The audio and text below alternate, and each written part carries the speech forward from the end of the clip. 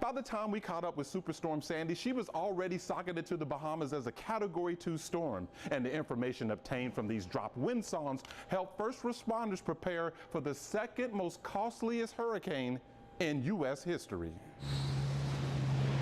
Miami Center, NOAA 43, descending to flight level 180.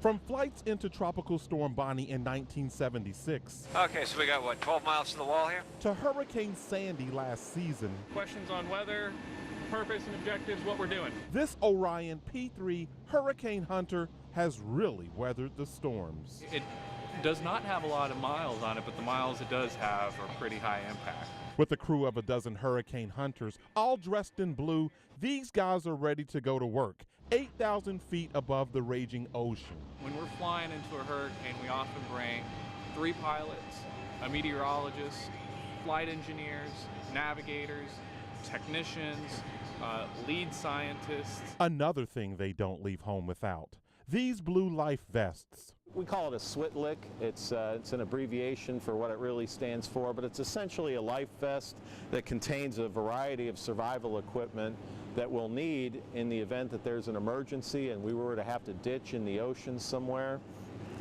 This is going to give us a fighting chance to survive. Okay, back to the mission.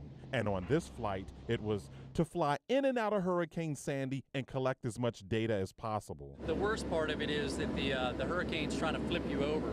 So we're having to actively take the yoke, and we're going full controls left and right at times, right to the stops, trying to make sure that we can keep the wings level. To get that information, scientists aboard this flying research lab use drop wind sondes. The recon mission lasts 8 hours, and in that time, we blast through the eye of the storm 5 times, drop 27 wind sondes at $700 apiece, crunch the numbers and carry the one, and it equals an invaluable service that saves lives.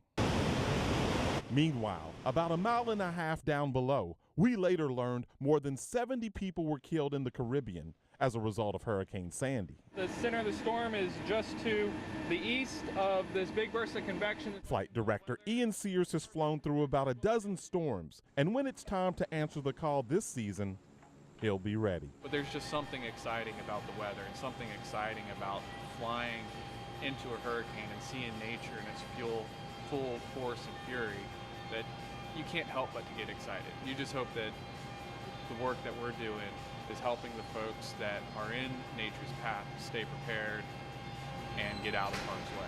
So as you can see, the NOAA Hurricane Hunters based out of MacDill Air Force Base right here in Tampa serve a critical role in helping forecasters predict the next big storm.